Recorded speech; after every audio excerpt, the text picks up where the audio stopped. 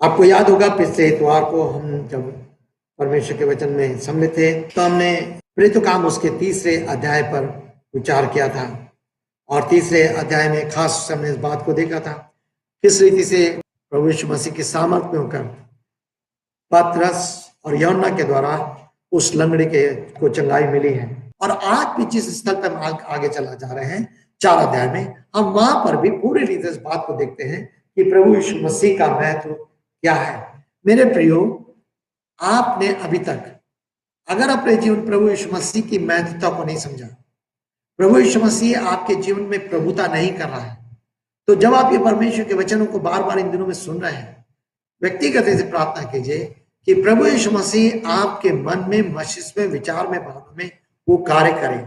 और उसका कार्य उसके वचन के द्वारा होता है, उसके वचन के द्वारा आता है और पवित्र आत्मा की सहायता द्वारा। तो जब हम चौथे अध्याय में आते हैं तो चौथे अध्याय में मुख्य बात हम ये देखते हैं कि किस प्रकार से सुसमाचार का प्रचार है, और न केवल सुसमाचार का प्रचार है लेकिन प्रेरितों का विरोध का सामना करना है। सुसमाचार का प्रचार और उसका फैलाया जाना, वो फैल रहा है, परंतु उसके साथ साथ अब उनके सामने विरोध किस प्रकार शुरू हो जाता है। और मैंने कहा था कि जैसे जैसे हम प्रेरितों काम की पुस्तक पढ़ते हैं, हम इस बात को देखते हैं कि प्रभु के कार्य में 10 मुख्य रुकावटें हैं जिनको हम देखते चले आ रहे हैं। दूसरे अध्याय से हम उसको देखते चले आते हैं। दूसरे अध्याय में लोग उनको समझ नहीं पा रहे हैं और भीड़ लग रही है, लेकिन लोग उनको कह रहे हैं कि नशा में है। और वो बात यह है कि परमेश्वर के कार्य को ना समझने की बात।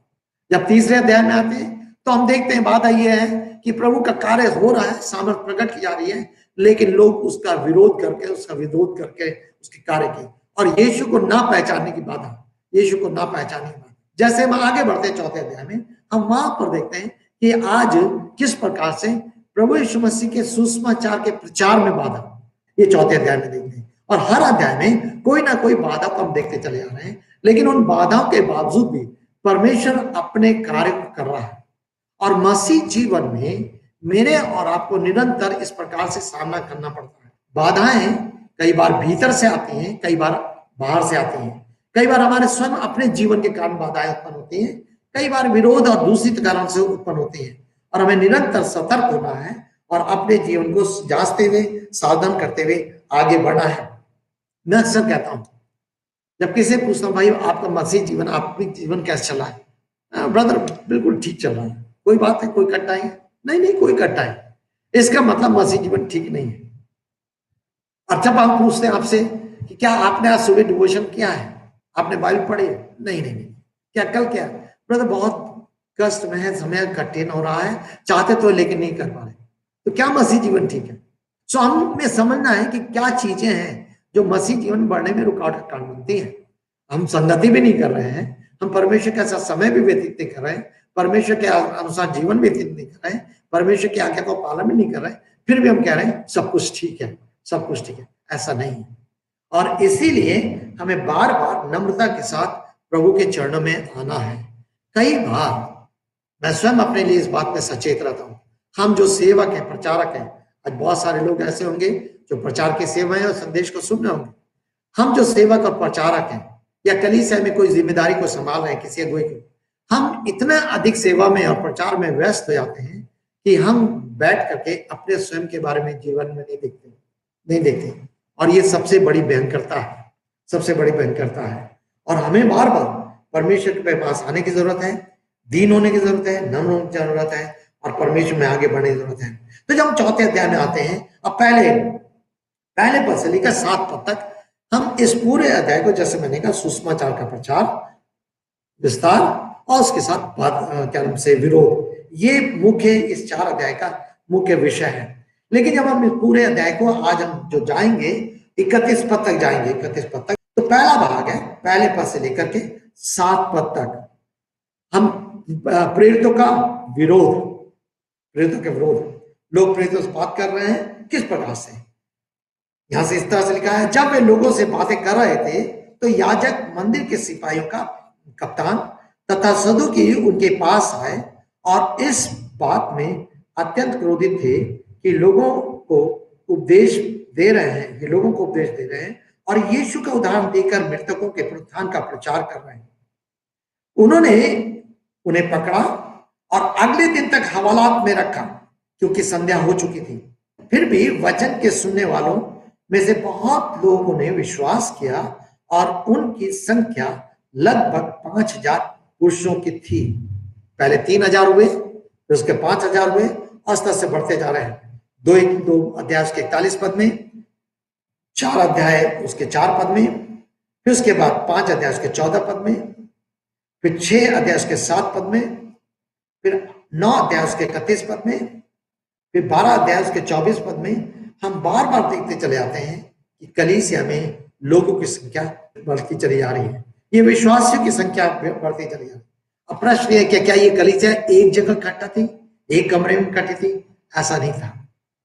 जब हम इतिहास में आते हैं तो लोग तितर बितर हो रहे थे, अलग अलग जगह मिल रहे थे, और सबसे बढ़कर बात है ये परमेश्वर की मसीह की देह में मिल रहे थे, मसीह की देह में मिलते जाते और विश्वासियों की संख्या में वृद्धि होती चली जा रही थी, वृद्धि होती चली जा रही थी।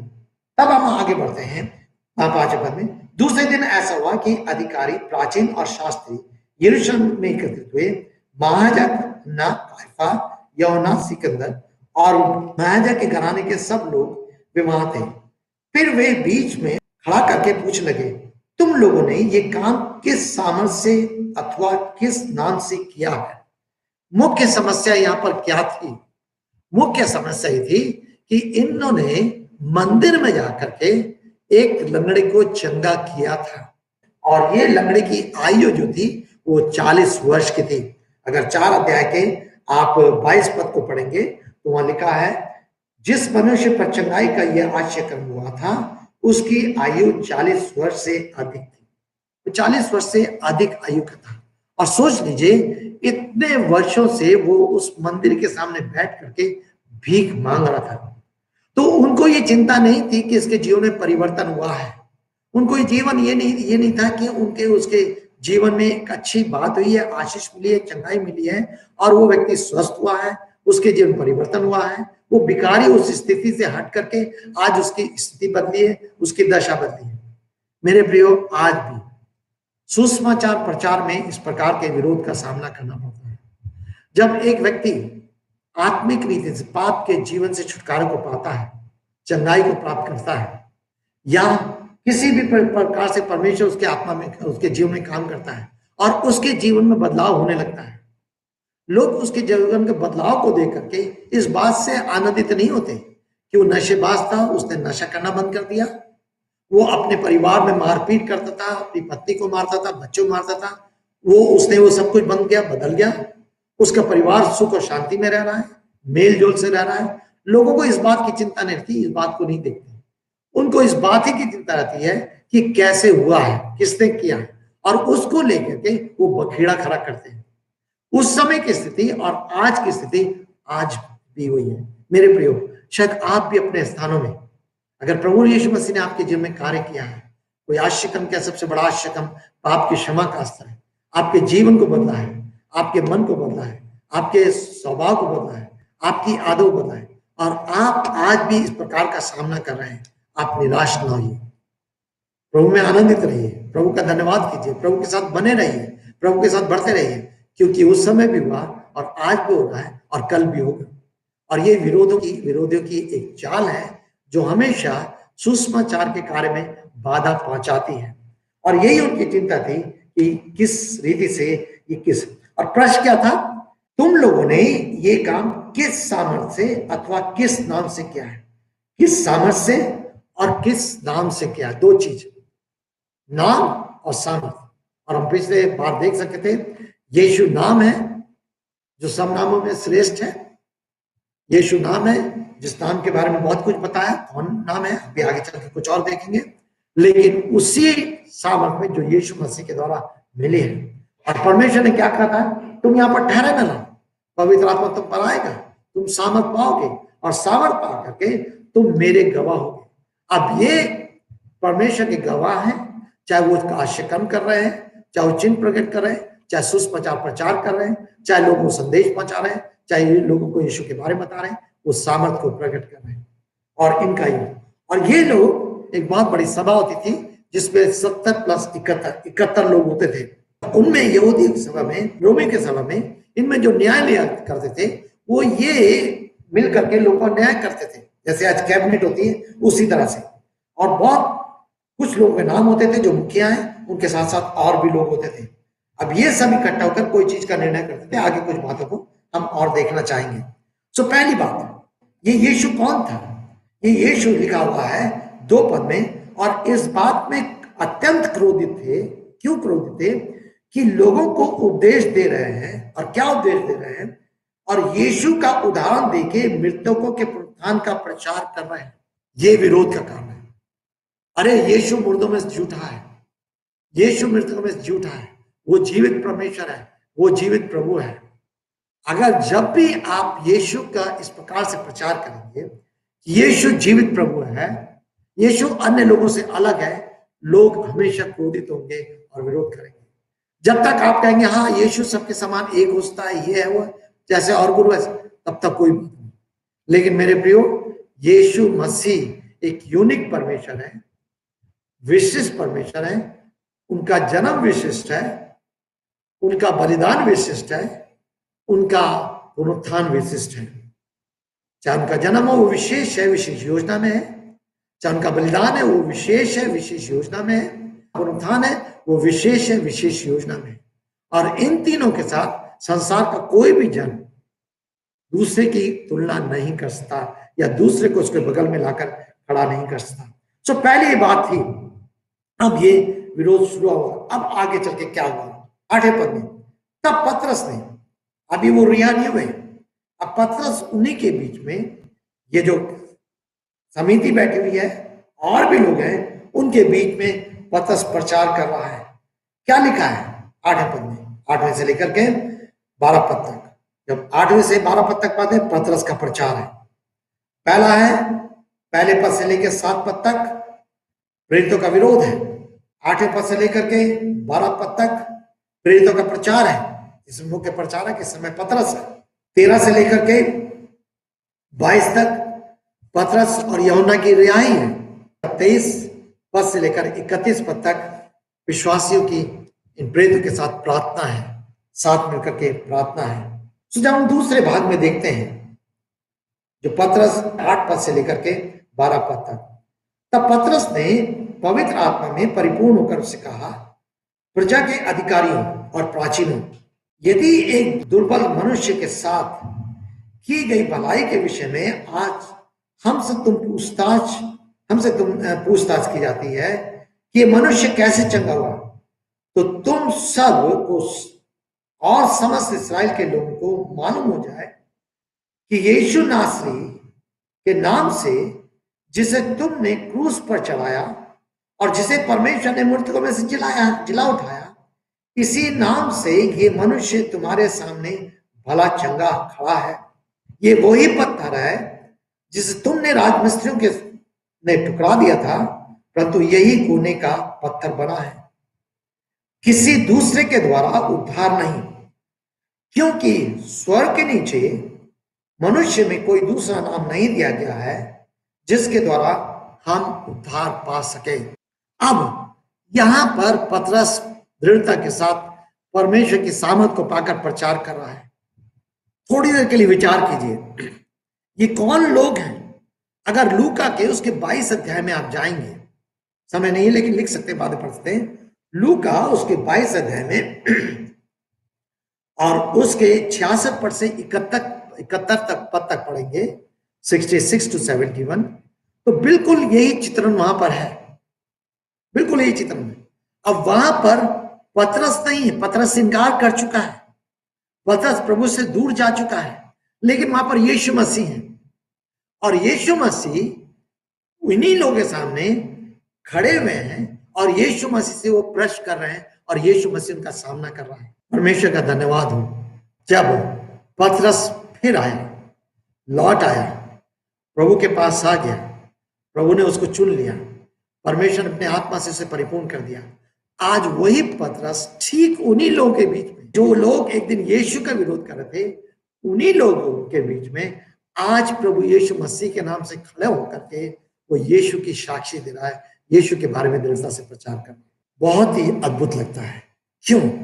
क्योंकि उस समय पतरस प्रभु से दूर हो चुका था, क्योंकि उस समय पतरस प्रभु का इनकार कर चुका था, क्योंकि उस समय पतरस अपने जीवन से हार चुका था। पर पतरस को प्रभु यीशु मसीह नहीं छोड़ा था, और पतरस को पुनः परमेश्वर ने, प्रभु यीशु मसीह ने अपने गले से लगाया, क्योंकि जानता था प्रभु यीशु मसीह कि पतरस जिस कारण भी उसने इनकार किया है, आगे जाकर किस प्रकार से ये मेरे लिए अपने आप को सुसमाचार के नाम से और मेरे नाम से अपने आप को बलिदान होने तक के लिए तैयार करेंगे। पर ये चित्रण बहुत ही अद्भुत लगता है। अब इनके बीच में खड़ा है और वो बोल रहा है, क्या कह रहा है? उसकी गवाही किस प्रकार से दृढ़ता है। कहता है, तुम समस्त इस्राएल जान लो, यीशु मसीह नासरी के नाम से, वो नासरी, वो यीशु नासरी, तीसरे अध्याय में भी हमने उसको देखा था, वो यीशु नासरी के नाम से बार बार उसको प्रकट करता है, यीशु मसीह के नासरी के नाम से, क्योंकि वो नासरी का निवासी था, नासरी में रहने वाला था, और इसका नाम के आगे ये लग गया था, जिससे तुमने क्रूस पर चढ़ा।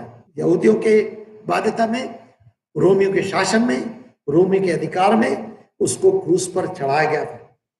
और तब क्या हुआ? जिसे परमेश्वर ने मृतकों में से जिलो उठाया। तुमने तो चढ़ा दिया था क्रूस पर, तुमने तो उसको मार डाला था, तुम तो सोच रहे थे कहानी खत्म हो गई, तुमने तो सोच लिया था कि हमने विजय प्राप्त कर ली, तुमने तो सोचा था, क्योंकि तुमने उसको व्यवस्था के विरोध में खड़ा हुआ व्यक्ति देखा था। तुमने उसको जाना था कि ये व्यक्ति व्यवस्था का विरोध कर रहा है, लेकिन वो व्यवस्था का विरोध नहीं कर रहा था। उसने तो अपने जीवन में व्यवस्था की पूर्ति की थी, उसने अपनी सेवा के द्वारा दूसरों को आशीषित किया था, और वो किस प्रकार से ये लोगों पर वो दोष लगाया जा रहा था। मेरे प्रियो, कई बार आज मुझे और आपको, आप मसीह हैं, गांव में रहते हैं, देहातों में रहते हैं, ऑफिस में काम करते हैं, हॉस्पिटल में काम करते हैं, आपको देख करके लोग बहुत तरह से दोष लगाते हैं। और सच है, जब आप अपने स्थानों में होते हैं, प्रभु के नाम से खड़े होते हैं, तो वो लोग जो दोष लगा रहे हैं वो नहीं जानते कि वो क्या कर रहे हैं। और इसीलिए बड़े बिहाफ से पतरस कह रहा है कि तुमने उसको क्रूस पर चढ़ाकर मार डाला, लेकिन तुमने मार डाला, पर क्या हुआ? पर परमेश्वर ने उसको मृतकों में से जिला दिया, मृतकों में से। इसी नाम से ये मनुष्य तुम्हारे सामने भला चंगा किया गया है। जो व्यक्ति 40 साल से ज्यादा की उम्र का है, जिसकी चंगाई के कारण तुम विचलित हो, जिसके कारण तुम परेशान हो, तुम खुश रहते थे कि वो बैठकर भीख मांगता है, तुम खुश रहते थे वो बैठकर दूसरे पर निर्भर है, तुम खुश रहते थे कि वो उसके जीवन में कोई अच्छा काम नहीं है, तुम उससे खुश रहते थे। लेकिन आज जब उसके जीवन में कुछ भला काम हुआ है, तो काम प्रभु यीशु मसीह ने किया है। जीवन को परिवर्तित करने वाला, जीवन को बदलने वाला, जीवन को गड्ढे से निकालने वाला मनुष्य सेवक एक साधन मात्र होता है, एक तरीका होता है। परमेश्वर मनुष्य को यूज करता है, लेकिन कार्य करने वाला परमेश्वर है, कार्य करने वाला परमेश्वर है। आपको मुझे विभिन्न प्रकार से लोगों को प्रभु में लाने के लिए परमेश्वर उपयोग करते हैं, और ये परमेश्वर की दया और उसका अनुग्रह है हमारे ऊपर और आपके ऊपर। लेकिन असली कार्य करने वाला परमेश्वर प्रभु यीशु मसीह है। और प्रभु कहता है, इसी नाम से, किस नाम से? यीशु नासरी के नाम से। किस नाम से? प्रभु यीशु के नाम से। और तब फिर 11 पद में वो परमेश्वर के वचन को कोट करता है, वो परमेश्वर के वचन को कोट करता है। और क्या परमेश्वर का वचन? परमेश्वर का वचन कोट करता है, वही पत्थर जिसे तुमने तो उसको क्या कर दिया था? तुच्छ ठाना था। उन्होंने सोचा था ये पत्थर, जब मिस्त्री कार्य करते हैं, घर पर आते हैं, उनके हाथ में बहुत सारे ईंटें पत्थर आते हैं और वो लेते हैं, और कुछ पत्थर को लेकर के फेंक देते हैं, अरे काम का नहीं, उसको किनारे डाल देते हैं। इन लोगों ने अपनी व्यवस्था के धुन में, अपनी व्यवस्था के धुन में, उन सारी चीजों में, झूठी धार्मिकता के धुन में प्रभु यीशु मसीह को, उसके कार्य को, उसकी योजना को, उसके सब कुछ को एक किनारे कर दिया था। लेकिन परमेश्वर ने उसी यीशु मसीह को उस नींव का कोने का पत्थर बना दिया, आधार बना दिया, जिस आधार में होकर मनुष्य का उद्धार का कार्य पूरा हो जाए। अगर वो नींव ना होता, अगर नींव ना होता, तो वो उद्धार की चट्टान खड़ी ना हो पाती, उद्धार की जो घर है वो बनने ना पाता। इसलिए प्रभु यीशु मसीह ने कहा था, मैं पतरस, तू पत्थर है, और मैं तुझ पर एक कलीसिया बनाऊंगा और उस पर कोई अधोलोक के फाटक नहीं प्रबल होने पाएंगे। उसका मतलब ये नहीं था कि वो पहला पोप उसको बना देगा या पहला कुछ और बना देगा, नहीं। वो कन्फेशन, वो अंगीकार, वो स्वीकार जो उसने किया है, यीशु मसीह जीवित परमेश्वर का सच्चा पुत्र है। तो यहाँ पर वचन को कोट करता, तीसरी बात 12 पद में, किसी दूसरे के द्वारा उद्धार नहीं, क्योंकि स्वर्ग के नीचे मनुष्य के में कोई दूसरा नाम नहीं दिया गया जिसके द्वारा उद्धार पाए। यूहन्ना उसके 14 अध्याय में परमेश्वर के वचन में इस बात को स्पष्ट पाते हैं कि सच किसी और के द्वारा उद्धार नहीं। उसने कहा, प्रभु यीशु मसीह ने कहा, बिना मेरे द्वारा कोई भी पिता के पास नहीं आ सकता। यूहन्ना उसका 14 अध्याय उसका 6 पद में लिखा हुआ है, मार्ग जीवन सत्य मैं ही हूं, मार्ग जीवन सत्य मैं ही हूं, बिना मेरे द्वारा कोई भी पिता के पास नहीं पहुंच सकता।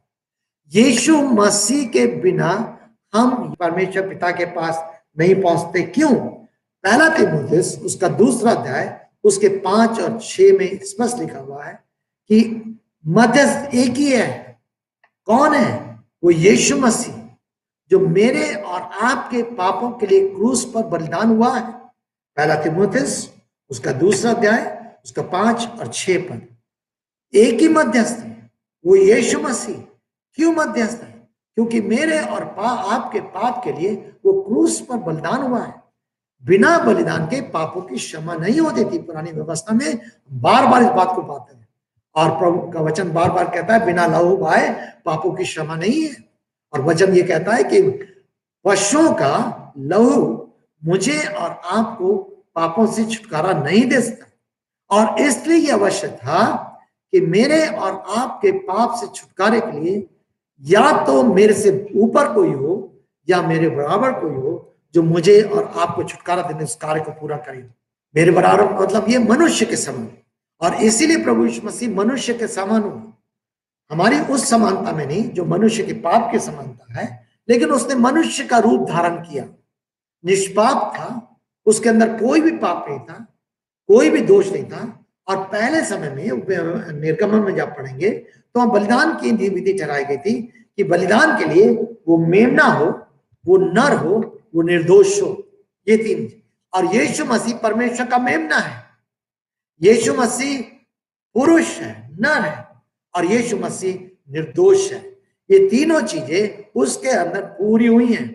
और चूंकि उसने मेरे और आपके लिए अपने आप को क्रूस पर बलिदान किया है, इसीलिए पतरस खड़ा होकर यहां पर कह रहा है, इस पृथ्वी के ऊपर स्वर्ग के नीचे और कोई दूसरा नाम नहीं दिया गया जिसके द्वारा हम उद्धार प्राप्त कर सकें, जिसके द्वारा हम उद्धार प्राप्त कर सकें। ये सच है। हम जब इस वचन को देखते हैं तो प्रभु यीशु मसीह केवल वहां पर एक चंगाई का काम नहीं की बात नहीं है, सिकनेस से छुटकारा नहीं है, या उनको उस राज्य से जो रोमी राज शासन है उस राज से छुटकारा की बात नहीं है, लेकिन न केवल सिकनेस से छुटकारा है, न स्लेवरी से छुटकारा है, लेकिन सबसे बड़ा सिन से छुटकारा है। बीमारी, बंधुआई, पाप। बीमारी और बंधुआई से बढ़कर पाप है। तो प्रभु ने, यीशु मसीह ने उस लंगड़े को केवल बीमारी से छुटकारा नहीं दिया, प्रभु यीशु मसीह ने उस लंगड़े को केवल उनकी बंधुआई से छुटकारा नहीं दिया, लेकिन प्रभु यीशु मसीह ने सबसे बढ़कर पाप से छुटकारा दिया। मेरे प्रियो, आज भी बहुत सारे लोग हैं, बहुत सारे संसार में ऐसी जगह है जहां विश्वासियों को आजादी नहीं है कि उस सुसमाचार का प्रचार करें या साथ मिलकर बाइबल पढ़ें। वो बाइबल नहीं रख सकते, प्रार्थना नहीं कर सकते। अभी पिछले दिनों में कुछ लोगों को जगह में, चाइना में कुछ लोग आराधना करते, प्रार्थना करते, कुछ विश्वास साथ मिलकर के पुलिस आई, पकड़ के उनको जेल ले गई, को मालूम चल गया। वो बहुत कठिन है। बहुत सारे ऐसी जगह है। हम परमेश्वर का धन्यवाद है अपने देश के लिए जहां पर हमें ये आजादी अभी तक मिली हुई है, लेकिन उनके लिए सबसे बड़ी बात यह है वो जेल में भी परमेश्वर की आराधना कर रहे हैं, जेल में भी परमेश्वर की आराधना कर रहे हैं। कितने ऐसे लोग हैं जिन्होंने अपने आयु को जेल में काट दिया, लेकिन परमेश्वर की उपासना करते हैं, परमेश्वर की आराधना करते हैं। सो हम प्रभु का धन्यवाद करना चाहते हैं। तो इसलिए वो कहता है कि इस पृथ्वी के ऊपर स्वर्ग के नीचे कोई और नाम नहीं दिया। सो प्रभु मेरी और आपकी सहायता करें। प्रश्न मैं आपसे करना चाहूंगा, क्या आपने उस यीशु को अपना व्यक्तिगत उद्धारकर्ता स्वीकार किया है। चंगाई करने वाला नहीं, प्रार्थना का उत्तर देने वाला नहीं, कुछ आश्चर्य कर्म करने वाला नहीं, लेकिन पापों की क्षमा करने वाला। क्या आपके जीवन में अनुभव है कि यीशु मसीह ने आपके पाप को क्षमा किया है और पाप के क्षमा के बाद उसने आपको अपनी संतान बनाया है? क्या आपने प्रभु यीशु मसीह को अपने जीवन में ग्रहण किया है? परमेश्वर का वचन कहता है जिन्होंने उसे ग्रहण किया उन्हें परमेश्वर ने अपनी संतान होने का अधिकार दिया। मेरे प्रियो, ये सच है। अगर ये है तो आप परमेश्वर का धन्यवाद करें, उसकी आराधना करें, लेकिन इसके साथ साथ सावधान भी रहें कि अगर आपने ग्रहण कर लिया तो उतना ही काफी नहीं है। प्रयत्नशील रहें, पाप से लड़ते हुए, उन सारी बुराई से लड़ते हुए, धीरे धीरे करके जीवन के संघर्ष में आगे बढ़ते हुए पवित्रता में और परमेश्वर के भय में आगे बढ़ते जाएं। यही मेरी और आपकी यात्रा है। तब 13 पद से लेकर 22 पद तक अब हम यहाँ पर इनकी रिहाई को देखते हैं। अब बड़ा अद्भुत लगता है। एक बहुत बड़ी सभा है, वाद विवाद कर रही है, लेकिन परमेश्वर ने पतरस को अपनी आत्मा से परिपूर्ण किया है। अगर 8वां पद लिखेंगे तो पढ़ेंगे तो लिखा है तब पतरस ने पवित्र आत्मा से परिपूर्ण होगा। अब यहाँ पर कोई अन्य भाषा की बात नहीं है। क्या पर कि पवित्र आत्मा से परिपूर्ण होंगे तो अन्य भाषा बोलूंगा, ऐसा नहीं है। इस बात को समझना है। बाइबल में प्रेरितों काम में बहुत अच्छा एक्सप्लेनेशन है। हर जगह लोग पवित्र आत्मा से परिपूर्ण हुए, वहां हर जगह उन्होंने अन्य भाषा नहीं बोली है। केवल प्रेरितों काम में 4 स्थल है जहां पर लोग पवित्र आत्मा से परिपूर्ण हुए और वे अन्य भाषा बोलने लगे। पहला दूसरा अध्याय है, आगे चल के हम और उन 4 स्थलों को देखेंगे। उनका एक विशेष कारण था। लेकिन पवित्र आत्मा की भरपूरी से मेरा और आपके जीवन परमेश्वर की सामर्थ्य से भरता है, परमेश्वर के अधिकार से भरता है, परमेश्वर के हियाव से भरता है, परमेश्वर के निर्भयता से भरता है, जिसमें होकर हम उसके गवाह बनते हैं और अपने जीवन को और अधिक परमेश्वर के लिए व्यतीत करने के लिए तत्पर और तैयार रहते हैं। तब तीसरा खंड जो 13 पद से लेकर के 22 पद तक है, पतरस और यूहन्ना की रिहाई। पहला था प्रेरितों का विरोध है, 4 अध्याय 1 पद से लेकर 7 पद तक था। दूसरा था 8 पद से लेकर के 12 पद तक पतरस और प्रेरितों का प्रचार है, जो परमेश्वर की सामर्थ पा करके उन्होंने प्रचार किया। और हमने उस स्थिति को देखा जो ठीक वही स्थिति पतरस के सामने जो कुछ समय पहले यीशु मसीह के सामने थी। अब तीसरा है जहां पर हम देखते हैं पतरस और यूहन्ना की रिहाई है। कैसी रिहाई है, क्या हो रहा है? 13 पद, जब उन्होंने पतरस और यूहन्ना का साहस देखा और ये जाना कि वे अशिक्षित और साधारण मनुष्य हैं, तो ये अचंभित हुए और जान गए कि यीशु के साथ रहे हैं। कई बार इस पद को बहुत लोग तरह तरह से कोट करते हैं।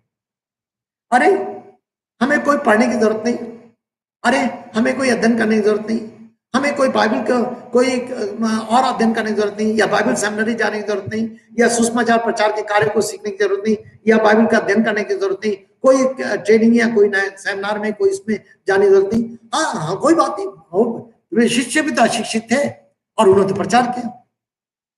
नहीं, ऐसा नहीं। इन लोगों ने यीशु के साथ रहकर 3 साल रहकर शिक्षा ट्रेनिंग प्राप्त करी थी। ये यीशु के साथ थे और सच है धीरे धीरे जरूर है कुछ लोगों को प्रभु मौका देता है कि वो बाइबल कॉलेज जाए, प्रभु का धन्यवाद हो। अगर उनको प्रभु मौका देता है अच्छे बाइबल कॉलेज में जाए, प्रभु की स्तुति हो। हमारे यहाँ सत्य वचन बाइबल सेमिनरी है, हमारे भाई लोग जा रहे हैं, बच्चे जा रहे हैं, में और भी जाएंगे, प्रभु की स्तुति हो। लेकिन अगर मौका नहीं मिलता है तब भी ये आपके ऊपर है कि आप अपने समर्पण के द्वारा, अपने परिश्रम के द्वारा परमेश्वर के साथ रहकर, परमेश्वर की कलीसिया के साथ रहकर के आप धीरे धीरे धीरे धीरे वचन में आगे बढ़ सकते हैं। हमारे साथ बहुत सारे लोग हैं जो सेवा में आज तक हैं या सेवा कर रहे हैं, जो बाइबल कॉलेज नहीं गए। मैं बाइबल कॉलेज नहीं गया, लेकिन अगर आप बाइबल में बढ़ना चाहते हैं, परमेश्वर के वचन में पढ़ना चाहते हैं, तो आपको अपने जीवन को अनुशासित करना है। नौकरी करते हुए मैं प्रभु का धन्यवाद देना चाहता हूँ, बड़ी नम्रता से कहना चाहता हूँ, ये घमंड की बात नहीं है, ये प्रभु की दया और अनुग्रह की बात है। उसने मुझे सेवक किया, लेकिन परमेश्वर ने एक इच्छा दे दी थी, एक अनुशासन दे दिया था। और मैं आज भी जवानों को प्रोत्साहित करता हूँ कि आपको अपने घर में रह करके जरूर कुछ ना कुछ समय देना है ताकि आप वचन सीख सके। प्रतिदिन ये है। ये लोग जरूर किसी उस तरह से स्कूल में नहीं गए थे या किसी तो उन्होंने कोई और नहीं पाया था, मछुआरे थे, मछुआरे होकर चले आए थे, इसलिए लोग कह रहे हैं अरे ये तो मछुआरे हैं, मछुआरे और ये काम है। लेकिन उन्होंने प्रभु की वाणी को सुना था, प्रभु के वचनों को सीखा था, प्रभु उनके साथ साथ रहते थे, उनको सिखाते थे। और प्रभु ने जाने से पहले तो यूहन्ना उसके 13 अध्याय से लेकर के यूहन्ना 17 अध्याय तक बैठा के सारी शिक्षाएं दी थी। जब उसने मत्ती 5 अध्याय, 6 अध्याय, 7 अध्याय पढ़ा था, ये शिष्य उपस्थित थे। समय बे समय प्रभु यीशु मसीह उनको शिक्षा दे रहे थे। उन्होंने परमेश्वर के वचन को जाना था, उन्होंने सुसमाचार को जाना था, उन्होंने परमेश्वर के सिद्धांतों को जाना था, उनके पास ज्ञान था, अज्ञानी नहीं थे। लेकिन ये सच है, जो याब उनके पास था, उनका कहना था अरे ये तो वही लोग हैं, साधारण लोग जो मछुआरे हैं, लेकिन कैसे? पर एक बात उन्होंने कही, ये यीशु के साथ रहे। ये सबसे बड़ी डिग्री है, ये यीशु के साथ रहे। आप कितना अधिक यीशु के साथ रहते हैं, कितना अधिक आपका समय यीशु के साथ व्यतीत होता है। कुछ समय यीशु के साथ व्यतीत हुआ, आपसे कुछ गलती होती, कुछ कम करते, क्या आप यीशु के पास जाते हैं, सोचते विचारते हैं? यीशु के साथ कितना अधिक आप रहने के तैयार होते हैं, उसके वचन के साथ कितना रहने तैयार होते हैं, ये यीशु से। और तब वो कह रहे हैं, तब उस मनुष्य को जो चंगा हुआ था उनके साथ खड़ा देखकर वे निरुत्तर रह गए। कितने आनंद की बात है। ये लंगड़ा व्यक्ति अब किस संगति में आ गया है जिसने चंगाई पाई है? अब ये उन शिष्यों की संगति में है के द्वारा उसने चंगाई पाई है। मंदिर में गया है, मंदिर से निकल के आ रहा है, जब विरोध हो रहा, विरोध के समय भी है, भागा नहीं है, तो छोड़कर नहीं भागा, फील नहीं भागा। पादी साहब बहुत अच्छी बात है, आपके द्वारा मैंने प्रभु को पाया, मैं चाहूंगा ये करूंगा, जहां कोई विरोध आया पादी साहब को छोड़कर भाग गए। नहीं नहीं नहीं नहीं, ये उन लोगों के साथ खड़े हैं। और कलीसिया में विश्वासियों को ऐसे बनना है। और मैं जो भी मेरी आवाज को सुन रहा है, खासतौर से जो गांव के विश्वासी भाई लोग हैं, मैं आपको प्रोत्साहित करना चाहूंगा कि आप परमेश्वर के वचन में इस तरह से बढ़िए, विश्वास में इस तरह से बढ़िए कि आप अपने कलीसिया में अपने सेवकों के साथ खड़ा होना सीखिए, सच्चाई के लिए, झूठ के लिए नहीं, गलत के लिए नहीं, झूठी धार्मिकता के लिए नहीं, लेकिन सच्चाई के लिए, सुसमाचार के बचाव के लिए, सुसमाचार की रक्षा के लिए, पवित्र कार्य के लिए, पवित्र जीवन के लिए। अगर गांव में कोई विरोध करने आता है, मुझे अनुभव है, बाराबंकी में एक बार ऐसी बहुत विरोध हुआ था, बहुत सारे लोगों ने घेर लिया था, चर्च को घेर लिया था, पुलिस आ गई थी, बहुत सारे लोग आ गए थे, लेकिन वहां पर विश्वासी लोग थे। हाँ जरूर, एक भाई समय चला गया था, 2 साल बाद प्रभु में वापिस भी आया और आज भी दृढ़ता के साथ प्रभु में बना हुआ है, प्रभु की स्तुति हो। लेकिन वहीं पर कुछ और भी लोग थे, खड़े होकर लोगों से सामना करने तैयार थे, बात करने तैयार थे।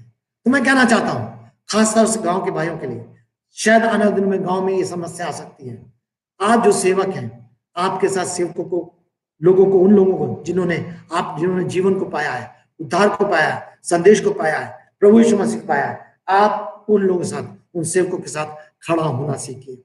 ये खड़े हो गए थे, ये खड़ा था, लिखा हुआ है तब 16 पद में, और कहने लगे हम इन मनुष्य के साथ क्या करें? अब वो आश्चर्यचकित तो गए, अरे इनको हम डरा रहे हैं, इनको हम धमका रहे हैं, इनका हम विरोध कर रहे हैं, लेकिन ये तो किसी रीति कुछ नहीं, कोई इनके ऊपर असर नहीं हो रहा। उनकी दृढ़ता, उनका याद, उनके साहस जो उनके पास है, वो खड़े होकर के, अब विरोधी लोग सोच में पड़ गए, विरोधी लोग सोच में पड़ गए हम क्या करें, क्योंकि इनके द्वारा एक प्रत्यक्ष आश्चर्यक्रम हुआ है जो यरूशलेम के सब रहने वालों पर प्रकट है, और हम उसे अस्वीकार नहीं कर सकते। अरे इस व्यक्ति के जीवन में तो कार्य हुआ, जो व्यक्ति इनके साथ खड़ा हुआ है, जो इनको छोड़ करके भागा नहीं है, वो इनके साथ साक्षी दे रहा है कि हाँ मैंने जीवन को पाया है। अब हम कैसे करें, क्या करें? यूहन्ना जब आप 9 अध्याय में पढ़ते हैं तो वहां पे भी इसी घटना को हम पाते हैं, एक अंधा जो ठीक हुआ था, और उसके बाद बार बार लोग गांव से, देहात से, घर वालों से, सबसे, हर एक से लोग पूछते हैं, वो ये परेशान है। लेकिन वहां पर भी इसी प्रकार का चित्रण दिखाई देता है। मेरे प्रियो, ये साक्षी का जीवन है, ये आपका जीवन है, ये साहस का जीवन है। मैं आपको प्रोत्साहित करना चाहूंगा। तब आगे चल करके हम क्या करें, क्योंकि इनके द्वारा एक प्रत्यक्ष आश्चर्यक्रम हुआ है जो यरूशलेम के सब रहने वालों पर प्रकट है, और हम उसे अस्वीकार नहीं कर सकते, परंतु हम इन्हें धमकाएं कि ये किसी मनुष्य से इस नाम से को लेकर के फिर चर्चा ना करें, जिससे कि ये बात और लोगों में और अधिक ना फैले। उनकी चिंता क्या है? उनकी चिंता सबसे अधिक ही है कि ये सुसमाचार फैल ना पाए, इनके द्वारा संदेश ना फैलने पाए, इनके द्वारा जो चंगाई का कार्य है वो और लोगों पे पहुंच ना पाए। क्यों लोग लाजर को मारना चाहते थे यूहन्ना उसके 12 अध्याय में? क्योंकि बहुत सारे लोग, भीड़ जो थी लाजर को देखने आ रही थी, क्योंकि यीशु के द्वारा जो चंगाई का कार्य हुआ था वो उसकी खबर फैलती चली जा रही थी। और लोगों ने विचार किया कि लाजर को मार दिया जाए ताकि वो सारे काम खत्म हो जाएं। मेरे प्रियो, वो समय में, इस समय में, आज के समय में फर्क नहीं है। चाहे परमेश्वर के सुसमाचार के कार्य के सिद्धांत हो, चाहे विरोध के सिद्धांत हो, वो एक समान है। हम सोचते पहले ऐसा नहीं, वही है तब, लेकिन अब उनको धमकाना चाहिए क्योंकि उनकी चिंता कुछ और है। उनकी चिंता ये कि लोग ना बने। लेकिन क्या कोई प्रभु के सुसमाचार को रोक सकता है? नहीं रोक सकता। कोई प्रभु के सुसमाचार के कार्य को नहीं रोक सकता। अगर एक बंद होगा तो दूसरा बंद हो जाएगा। ये आज से नहीं है, वो बहुत पहले से। हम पुराने नियम से देखते हैं। अगर एस्तर की पुस्तक में आप देखेंगे, जब लोग यहूदी लोगों को मारने की योजना बना रहे थे, एस्तर को क्या कहा था कि तू आज राजमहल में है, परमेश्वर अपना यहूदियों का तो छुटकारा किसी और से करा लेगा, लेकिन तू ये ना जाने कि तू ये बच जाएगी। परमेश्वर तो अपना तय कर लेगा, परमेश्वर अपना कार्य कर लेगा। अगर मैं उसका इनकार करूंगा, मेरी जगह दूसरे को खड़ा कर देगा परमेश्वर। मैं उस स्थान को छोड़कर भागूंगा, परमेश्वर दूसरे को खड़ा कर देगा। मैं सुसमाचार नहीं प्रचार करूंगा तो दूसरे का। मैं कई बार लोगों को कहता हूं कि आप जिस गांव से आए हैं, अपने गांव में जाकर गवाही दीजिए, सुसमाचार प्रचार कीजिए। शहरों में बोलना बड़ा आसान है, लेकिन गांव में रहिए, वहां रह के उनके साथ वचन बांटिए।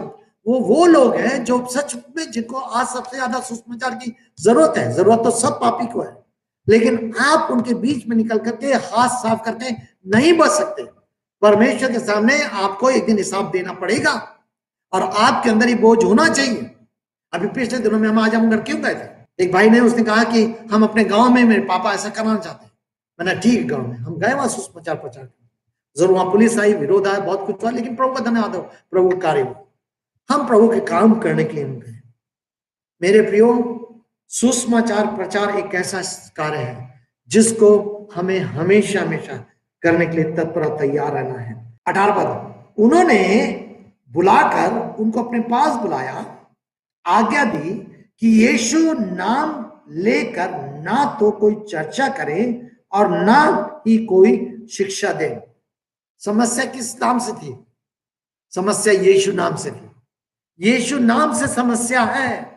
यीशु नाम जो सब नामों में श्रेष्ठ है, और इसीलिए हम गाते हैं, गूंज रहा है यीशु का नाम, दुनिया के कोने कोने में गूंज रहा है यीशु का नाम। कहीं चले जाइए, हम प्रभु के नाम को देखते हैं। पिछले दिनों में प्रभु ने हमें अवसर दिया कि हम एक स्थान पे गए, बिल्कुल भूटान के बॉर्डर के पास, और जब हम एक बहुत वैसे गांव में गए, हम देखकर ताजुब रह गए। गरीब परिवार में लोग वहां यीशु के नाम से गीत गा रहे हैं, वहां प्रभु की आराधना हो रही है। कहां नहीं है यीशु का नाम? ये उस समय से लोग यीशु के नाम को रोकना चाहते हैं। आज विरोधी क्या करना चाह रहे हैं? यीशु के नाम को रोकना चाह रहे हैं। मेरे प्रियो, आप गांव में, देहातों में, शहरों में, कहीं पर भी हैं, करें यीशु नाम से कुछ ना, क्योंकि यीशु नाम सब नामों में श्रेष्ठ है। उसी नाम में उद्धार है, और एक दिन हर एक घुटना झुकेगा, हर एक जीव अंगीकार करेगी यीशु मसीह प्रभु है। और इसलिए मेरे और आपके लिए यीशु नाम सबसे प्यारा नाम होना चाहिए। मेरे और आपके लिए यीशु नाम सबसे श्रेष्ठ नाम होना चाहिए। यीशु नाम मेरे और आपके लिए सबसे मुख्य मूल्यवान नाम होना चाहिए, और यीशु नाम मेरे और आपके लिए सबसे कीमती होना चाहिए, जिसको मुझे थाम करके आगे बढ़ना है। तब आगे जब के आगे वो कहता है 19 पद में, पतरस यूहन्ना ने कहा, तुम न्याय करो, तुम ही न्याय करो। क्या न्याय करो? क्या परमेश्वर की दृष्टि में ये उचित है कि हम परमेश्वर की आज्ञा को छोड़ करके तुम्हारी आज्ञा को माने? क्योंकि तो हमसे हो ही नहीं सकता कि जो हमने देखा है, सुना है, उससे ना कहें। परमेश्वर की आज्ञा को ना मान करके किसी और की आज्ञा को माने। मेरे प्रियो, मुझे और आपको हमेशा सचेत होना है। हमारी जीवन में त्रुटियां होती हैं, गलतियां होती हैं, लेकिन साथ उन्होंने क्या, हमारी जीवन में परमेश्वर की आज्ञा को उल्लंघन तो नहीं हो रहा है। और यही चीज थी। और तब उन्होंने आखिर में आकर के उनको धमकाया, उनको छोड़ दिया, रिहा कर दिया। लेकिन क्या हुआ? 21 पद में, और उन्होंने उनको धमकाया, धन देने के कारण का कोई कारण ना पाकर उन लोगों को भय के कारण छोड़ दिया, क्योंकि इस घटना के कारण लोग परमेश्वर की प्रशंसा कर रहे थे। मैं हमेशा इस बात को बोलता हूं, कलीसिया में दो प्रकार से आक्रमण होता है, एक भीतरी होता है, एक बाहरी होता है। बाहरी जब भी आक्रमण होता है उससे कलीसिया आग बढ़ती है, भीतरी जब भी आक्रमण होता है उससे कलीसिया संघर्ष खाती है। ये बाहरी आक्रमण है, ये बाहरी आक्रमण है। हम भीतरी आक्रमण को भी अभी देखेंगे, आगे चल के भीतरी आक्रमण। प्रेरित काम में बहुत सुंदर रीति इन सारी चीजें हैं जो हम बाधाओं को देख रहे हैं, आगे चल के देखेंगे। सो परमेश्वर का धन्यवाद हो। इस 13 पद से लेकर के 31 पद तक जल्दी से 5 और 6 बातें मैं आपके सामने रखूंगा इस प्रार्थना में। अब ये प्रार्थना कर रहे हैं, ठीक है, वहां से निकल के आए, विश्वासी के पास आए, उन्होंने छोड़ दिया। जब ये वापस आकर विश्वास के साथ मिले और तब वो हो साथ प्रार्थना कर रहे हैं। क्या चीज, किस रीति से? 4 या 5 बात। पहली बात मैं पढ़ दूंगा, फिर उसके बाद समझाऊंगा। जब उन्हें वहां से छोड़ दिया गया तो वे अपने साथियों के पास गए और जो कुछ मुख्य याजकों और प्राचीनों ने उनसे कहा था उनको सुना दिया। जब उन्होंने सुना तो एक चित्त होकर ऊंचे स्वर से परमेश्वर को पुकारा, हे प्रभु, तूने ही आकाश, पृथ्वी और समुद्र सब कुछ है उसको बनाया है। तूने ही पवित्र आत्मा के द्वारा अपने सेवक हमारे पिता दाऊद के मुख से कहा था, गैर यहूदियों ने रोष क्यों है किया और देश देश के लोग व्यर्थ बातें क्यों करते हैं। प्रभु के विरोध में और उसके मसीह के विरोध में पृथ्वी के राजा उठ खड़े हुए और शासक एक साथ एकत्रित हो गए, क्योंकि सचमुच तेरे पवित्र सेवक यीशु के विरोध में जिसका अभिषेक तूने किया, हेरोदेस और पिलातुस भी गैर यहूदी और इस्राएलियों के साथ इस नगर में एकत्रित हुए कि वही करें जो कुछ तेरे सामर्थ और योजना में पहले से निर्धारित किया गया था। अब हे प्रभु, उनकी धमकियों को देख और अपने दासों को यह वरदान दे कि तेरे वचन को पूर्ण निर्भरता से सुनाए। तो जंगा करने के लिए अपना हाथ बढ़ा और आश्चर्य काम और चिन्ह तेरे पवित्र सेवक यीशु के नाम के द्वारा किए जाएं। जब वे प्रार्थना कर चुके तो वो स्थान जहां एकत्रित थे हिल गया और सब पवित्र आत्मा से परिपूर्ण हो गए और परमेश्वर का वचन निर्भीकता से सुनाने लगे। पवित्र आत्मा से परिपूर्ण हुए, परमेश्वर का वचन सुनाने लगे। मैंने पहले कहा था, जहां जहां परमेश्वर के आत्मा से परिपूर्ण होने की बात आई है वहां पर अन्य भाषा की बात नहीं आई है, गवाह बनने की बात आई है, साक्षी देने की बात आई है, सुसमाचार प्रचार करने की बात आई है, प्रभु के कार्य करने की बात आई है। और इसलिए वचन को समझने की कोशिश करें। अब 23 पद से लेकर ये प्रार्थना करें, साथ मिलकर प्रार्थना करें। पहली बात, ये एक चित्त थे, एक मन थे।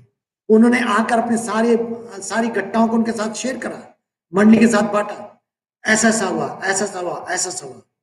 और वे सब उस विषय को लेकर के परमेश्वर के साथ एक मन होकर प्रभु के साथ, क्योंकि सब इस बात को चाहते थे कि सुसमाचार प्रचार का कार्य हो। कई बार हमारे विचारों में फर्क हो सकता है, कई बार हमारी योजना में फर्क हो सकता है, लेकिन हम मन में एक होते हैं। हाँ, हमें मालूम है हमें सुसमाचार प्रचार करना है और आत्माओं को बचाना है। विचार में ही है, भैया मैं इस तरह से कार्य करूंगा, भैया वो इस तरह से कार्य करेगा, वो इस तरह से कार्य करेगा, वो अलग है।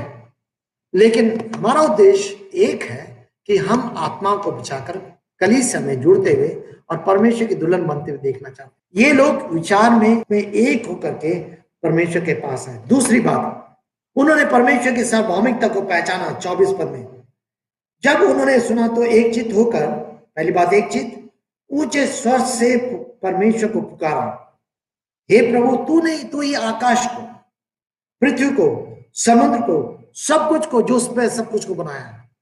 तू सब कुछ को बनाने वाला परमेश्वर, तू सार्वभौमिक परमेश्वर है, सब कुछ को अपने अधिकार में रखने वाला परमेश्वर है, सब कुछ को नियंत्रण में रखने वाला परमेश्वर सार्वभौमिक परमेश्वर है। अपनी सार्वभौमिकता में परमेश्वर में चलाता है, ये सच है। लेकिन हमको अपने आप को परमेश्वर की सार्वभौमिकता के अधीनता में डालना है। अदन की वाटी में सार्वभौमिक परमेश्वर रूल कर रहा था, राज कर रहा था, सब कुछ हो रहा था, वो जानता था। लेकिन उन्होंने अदन की वाटिका में आदम को और हवा को एक सबसे बड़ा वरदान गिफ्ट दिया था, जो फ्रीडम ऑफ चॉइस थी, चुनाव की स्वतंत्र इच्छा, जो मनुष्य के साथ आज भी है। और उन्होंने चुनाव की स्वतंत्र इच्छा का सही उपयोग न करा, इसलिए ऐसे आज भी वो परमेश्वर ने दिया है, आज भी परमेश्वर दिया। परमेश्वर परिस्थितियों को अपने नियंत्रण में करता है, लेकिन बहुत सारी चीजों को उसने ये चाहे कि हम सही बुद्धिमानिता से परमेश्वर पर निर्भर होते हुए, परमेश्वर को सारा मानते हुए, परमेश्वर के समझ ज्ञान को लेते हुए, जिसलिए कहा है परमेश्वर ने अपने समझ का सहारा लेना ना, अपनी दृष्टि में बुद्धिमान ना होना, यहोवा को स्मरण करके सारे काम करना, तो तेरे सिद्धि न मान निकालेगा। हमारे निर्णय परमेश्वर को स्मरण करके, उसके वचन को स्मरण करके तब लिए आते हैं, अपनी बुद्धि में नहीं, अपनी समझ में नहीं, परमेश्वर के द्वारा हुए दिव्य ज्ञान में, परमेश्वर के दिया हुए बुद्धि में, परमेश्वर के दिया हुई दी हुई समझ में किए जाते हैं। और यहां पर कह रहा है, ये कह रहा है, तू सर्वभौमिक परमेश्वर, सब कुछ को तूने बनाया है, तूने ही पवित्र आत्मा के द्वारा अपने सेवक हमारे पिता मेरे प्रियो न केवल सर्वभौमिकता को स्वीकारते हैं, पर पूर्णतः परमेश्वर पर निर्भर है। जो कुछ कह रहे परमेश्वर, तीसरी बात, वो परमेश्वर पर निर्भर है। 24 पद में, तूने सब कुछ बनाया, तू सर्वाधिकारी, तू सर्वभौमिक, सब सामर्थी, सब सृष्टिकर्ता, सब कुछ परमेश्वर है, सब कुछ जानता है, हम तुझ पर निर्भर हैं। 25 पद में तो परमेश्वर के वचन को कोट करते हैं। प्रार्थना में हमें परमेश्वर के वचन को कोट करना सीखना है, अपने लिए, दूसरों के लिए। परमेश्वर की प्रतिज्ञाओं को कोट करना है, परमेश्वर के वचन के कथनों को कोट करना है। और जब आपके जीवन में परमेश्वर के वचन बसने लगते हैं और प्रार्थना में आप उसको कोट करने लगते हैं, तो कई बार परमेश्वर अद्भुत काम करता है, क्योंकि आप घूम फिर के परमेश्वर के वचन की ओर जा रहे हैं। अगर आपके अंदर कोई भी परमेश्वर का वचन नहीं है, परमेश्वर के वचन को आप स्मरण नहीं कर सकते, आपने मुखाग्र नहीं किए हैं, प्रार्थना में भी उनको नहीं कर सकते, बातचीत में नहीं कर सकते, उसको बातचीत में याद नहीं कर सकते, आप हमेशा गलत निर्णय में जाएंगे और गलत रीति से चलेंगे। और परमेश्वर का वचन ही आपको संभालेगा, मुझे संभालेगा। इसलिए प्रतिदिन मुझे और आपको परमेश्वर के वचन की जरूरत है। और यहां पर वो कहते हैं परमेश्वर के वचन को ऐसा वचन में है, ये पुराने नियम का कोटेशन है, पुराने नियम को कोट करते हैं। तब पांचवी बात, तब उन्होंने विषय को, मुख्य विषय को परमेश्वर ने रखा है। तब वो कह रहा है, क्योंकि सचमुच तेरे पवित्र सेवक यीशु के विरोध में जिसका अभिषेक तूने किया है। और तब 28 पद में एकत्रित हुए कि वो ही करें जो कुछ तेरी सामर्थ और योजना से पहले से निर्धारित किया गया था। 29 पद, अब हे प्रभु उनकी धमकियों को देख और अपने दासों को ये वरदान दे कि तेरे वचन का पूर्ण निर्भरता के साथ सुनाएं। एक विशेष विषय को लेकर आए हैं, उनको सामर्थ चाहिए कि परमेश्वर के वचन को सुना सके। और कह रहा है परमेश्वर तू इनकी धमकियों को देख, धमकी दे रहे हैं, तू इनसे व्यवहार कर, इनकी धमकियों को देने को इनको बंद कर, इनके साथ कुछ उपाय हो ताकि हम तेरे वचन को सुना सके।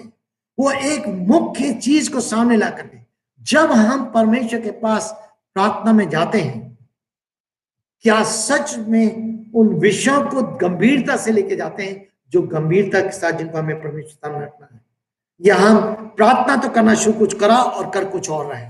नहीं नहीं नहीं, वो फोकस होना चाहिए। अभी आने वाला बुधवार हमारी प्रार्थना सभा है, जो भी प्रार्थना करें उन बिंदियों में उन फोकस होके उसी चीज के लिए जो कहा गया है, उसी चीज के लिए परमेश्वर के वचन के अनुसार। और जगह भी हम देखते हैं इस बात को। सो ये है, ये प्रार्थना का तरीका है। तब अंतिम बात 30 पद में कह रहा है, ये सब कुछ होने के बाद कहता है ये सब कुछ हुआ 31 पद में, जब वे प्रार्थना कर चुके तो स्थान हिल गया। परमेश्वर ने उनकी प्रार्थना का उत्तर इस प्रकार से दिया कि परमेश्वर ने उनको सामर्थ से परिपूर्ण कर दिया और वे या प्राप्त करके परमेश्वर के वचन को सुनाने के लिए निर्भीकता से आगे बढ़ गए। उनको सामर्थ्य दी कि निर्भरता से सुनाए।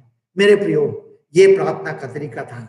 एक चित्त होकर उन्होंने प्रार्थना करी, परमेश्वर की सार्वभौमिकता को उन्होंने पहचाना, परमेश्वर पर वो निर्भर रहे, विश्वास किया, परमेश्वर वचन को कोट किया, परमेश्वर के एक मुख्य विषय को लेकर के वो प्रार्थना करी और उसके साथ साथ उन्होंने प्रार्थना के उत्तर को प्राप्त किया। मेरे प्रियो, आज हम ये रुकेंगे। परमेश्वर मेरे आपके साथ करें। अंत में परमेश्वर का पवित्र आत्मा कार्यकारी है।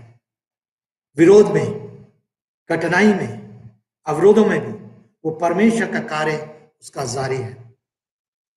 प्रार्थना की सामर्थ और सुसमाचार की सामर्थ को कोई नहीं रोक सकता। अगर मैं बाधक बनूंगा, प्रभु मुझे हटा देगा, दूसरों को स्थापित कर देगा। सावधान रहें, परमेश्वर के कार्य को कोई नहीं रोक सकता। मुझे और आपको अगर प्रभु के कार्य को देखा है तो याब के साथ, प्रभु के सेवक के साथ खड़े होना है। इस बात को सीखना है। तीसरी बात, अपने बोझ को, अपनी समस्याओं को उस सार्वभौमिक परमेश्वर के सामने डालना है, वचन को ध्यान में रखते हुए, जो उत्तर देने वाला परमेश्वर, सामर्थ देने वाला परमेश्वर और विरोधियों के सामने अपनी सच्चाई को प्रस्तुत करने वाला परमेश्वर है। वो ऐसा परमेश्वर। अंतिम बात, लागू करना। जब हमने इन 4 बिंदुओं को देखा है 4 भागों में, पहले भाग में किस प्रकार से हमने देखा प्रेरितों ने का विरोध हुआ, जो पहले पद से लेकर 7 पद तक है। दूसरे भाग में हमने देखा इन पतरस का और प्रेरितों का प्रचार हमने देखा, किस तरह से उन्होंने प्रचार किया याब के साथ। किस प्रकार से तीसरे भाग में उनकी रिहाई को देखा। चौथे भाग में किस प्रकार से प्रार्थना को देखा। हमने यीशु को कैसे जाना है। क्या इस पृथ्वी पे के ऊपर, स्वर्ग के नीचे यीशु के अलावा और कोई दूसरा भी है जो मेरा और आपका उपासक है, मेरा और आपका आराधना का विषय है, मेरा और आपका अनुसरण करने का विषय है? अगर है तो मुझे और आपको सावधान रहना है।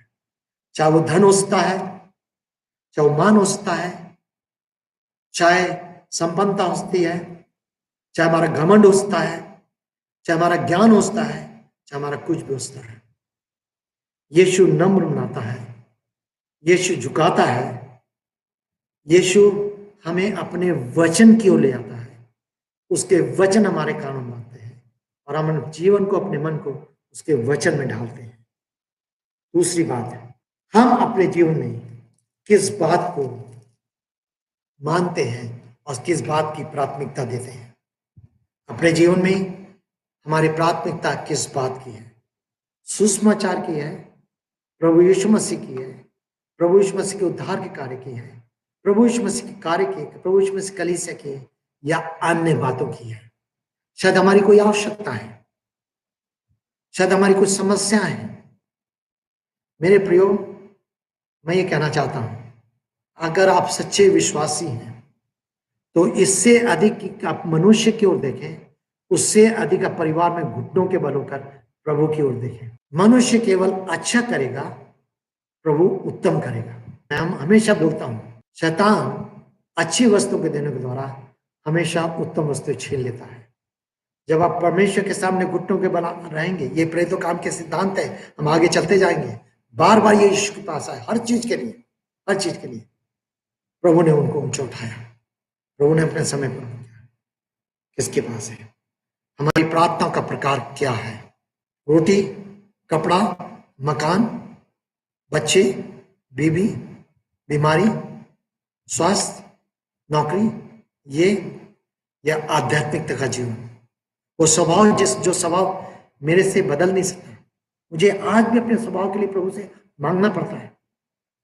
आज भी मुझे प्रार्थना करनी पड़ती है, प्रभु मुझे सहायता करिए कि मैं फले अपने भाई से प्यार कर सकूं, उसको क्षमा कर सकूं, फलानी बहन को सुन सकूं।